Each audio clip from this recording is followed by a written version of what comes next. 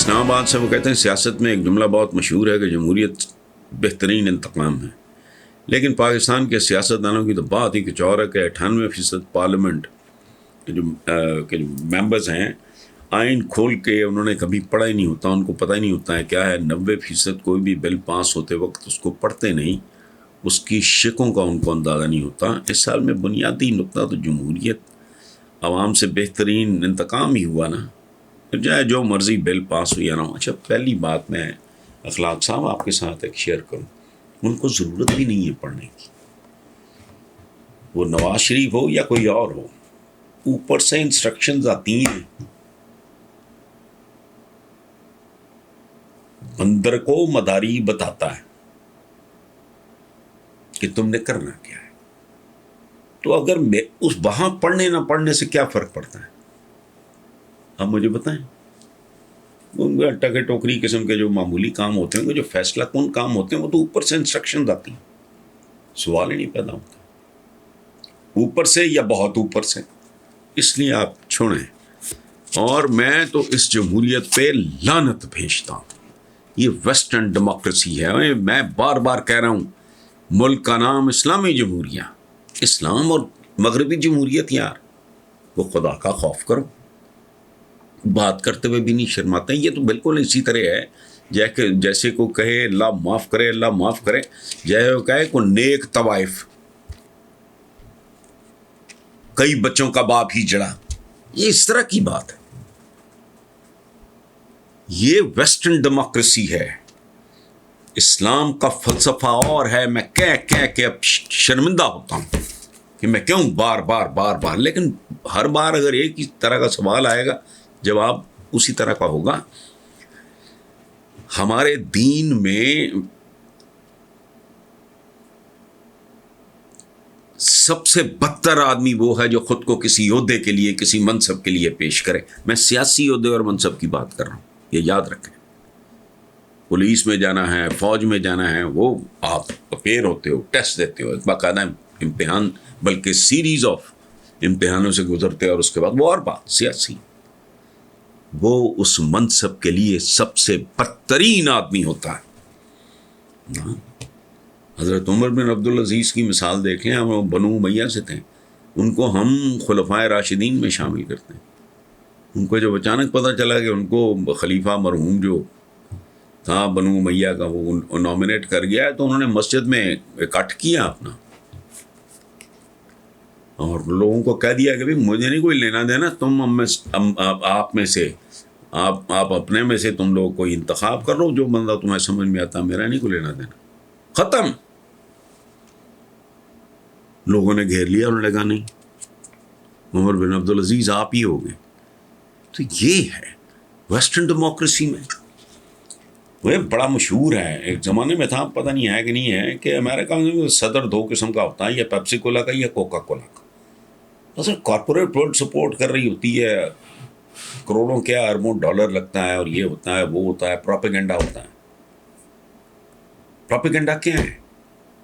کسی کو ہپنوٹائز کر دیتا ہے، برین واش کر دیتا ہے، آپ اس کے پیچھے لگ جاتے ہیں، اس بندے کو چاہے 2 ٹکے کا بھی نہ ہو۔ اس لیے یہ انتقام نہیں ہے۔ میرے بہت ہی پیارے دوست ہیں، نون لیگ کے سینیٹر ہیں، کیپٹن خالد شاہین بٹ، نون لیگ کے کیا کہہ رہا ہوں، سینیٹر، بڑی کمٹمنٹ ہے ان کی یہ شریف فیملی کے ساتھ، پرانے ان کے تعلقات، اور وہ برس ہا برس ہے، وہ امریکہ میں ہیں، ان کی بیٹیاں ماشاءاللہ ڈاکٹرز ہیں، وہ وہاں ہیں۔ انہوں نے مجھے، اب وہ بہت لمبی بات ہو جائے گی، انہوں نے مجھے ایک واقعہ ایک یہودی کے ساتھ اپنا سنایا، میں دنگ رہ گیا۔ سو شرمائے یہود نہیں، قطعاً نہیں۔ اب میرا مسئلہ ہے، میں نے اس ملک کے ایک انتہائی عام آدمی سے کہا، میں نے کہا آپ کیا مستقبل دیکھتے ہو؟ اس کو تھوڑا انہوں نے روزی پکچر قسم کی پینٹ کرنی کوئی، میں نے کہا مجھے ایک بات سمجھائیں، کسی بھی ملک میں دو چیزیں ہوتی ہیں، 2 ستون، ایک ہوتی ہے اشرافیہ، ایک ہوتے ہیں عوام، دونوں بے ایمان ہیں۔ میں شاید اس ملک کا واحد کالم نگار ہوں، 30 سال پلس ہو گئے مجھے یہ ماتم کرتے ہوئے تم اپنے بچوں کو خالص دودھ بھی نہیں دے سکتے. یہ اتنے بے شرم، اتنے بے حیا اور اتنے بے غیرت ہیں کہ کیمیکلز کا دودھ. میں سوچتا ہوں کہ جو بچے یہ دودھ پی کے، وہ تو نہیں مہنگا دودھ یا خالص دودھ افورڈ کر ہی نہیں سکتے، وہ تو یا آپ اپنا جانور رکھیں یا پریما یا ایک آدھ اور کو برانڈ ہے، and they are very expensive. تو جو بچے یہ دودھ پی کے کیمیکلز والا جوان ہوں گے، کل جب ان کی شادیاں ہوں گی، ان کی اولادیں کیسی ہوں گی؟ لیکن یہ بے رحم ہے، بے شرم ہے، بے حیا ہے. جہاں بیسن خالص نہ ملے، جہاں کسی بھی مرچ خالص نہ ملے، خدا کی پناہ ایسی مجھے چند روز پہلے میرے رونگٹے کھڑے ہو گئے کہ یہ جو کمپیوٹرائزڈ آیا ہے آپ کے پٹواری کی فرد ورد نہیں، رشوت کا ریٹ بڑھ گیا ہے. چونکہ پٹواری علیحدہ لیتا ہے، کمپیوٹر والا علیحدہ لیتا ہے. کیوں؟ وہ کمپیوٹر بھی تو چلاتا تو بندہ ہی ہے نا. کہیں آپ کے نام میں کوئی تھوڑی سی گڑبڑ کر دے گا، کہیں ذات آگے پیچھے کر دے گا، ریٹ بڑھ گئے ہیں. اب یہ دیکھو، میں قائم خان صاحب، ہمارا ایج گروپ ایک جیسا ہی ہے، تو میں آپ کو سچی بات بتاؤں، مجھے کوئی پرسنلی دو ہوتے ہیں نا ملک، نام کوئی میدانوں کا، پہاڑوں کا، صحراؤں کا، جنگلوں کا، دریاؤں کا، سمندروں کا تو نہیں ہوتا نا. بیسیکلی تو انسان ہوتے ہیں، ورنہ کئی ویران خطے پڑے ہیں قرائرس پہ. وہاں کیا ہوتا ہے؟ وہاں عوام ہوتے ہیں، اشرافیہ ہوتی ہے اور ہر جگہ ہوتی. وہ یہاں تو دونوں کے درمیان مقابلہ خباثت کا، بے شرمی کا، بے حیائی کا، ڈھٹائی کا. ایک بازار میں نکل جاؤ آپ، ایک ہی جنس کی قیمتیں مختلف ہوں گی. کسی بازار میں نکل جاؤ آپ، جو باٹ نہیں، جس کو پتہ نہیں کیا، جس سے تولتے ہیں، اوزان، وہ ٹھیک نہیں ہے، وہ ٹیمپرڈ ہے. تو جن لوگوں نے کمپیوٹرائز نظام، یہ جو بندوبست اب یہ اراضی وغیرہ کا، جنہوں نے اس میں، وہ جو صحیح کہتے تھے ہمارے بزرگ کہ 4 ٹانگوں والے کی نگرانی رکھوالی ہو سکتی ہے، 2 ٹانگوں والے کی نہیں. اچھا، اب اس کا کیا نتیجہ ہے؟ مکمل تباہی، نمبر 1. نمبر 2 مکمل تباہی. نمبر 3 مکمل تباہی، جو بیسیکلی ہوتے دیکھ رہا ہوں میں. اندھوں کو ذرا دیر بعد دکھائی دے گی، مجھے یہ کئی سال سے نظر آ رہی ہے. مسلسل انحطاط، اور اتنا بھیانک انحطاط کہ بندہ سوچ بھی نہیں سکتا.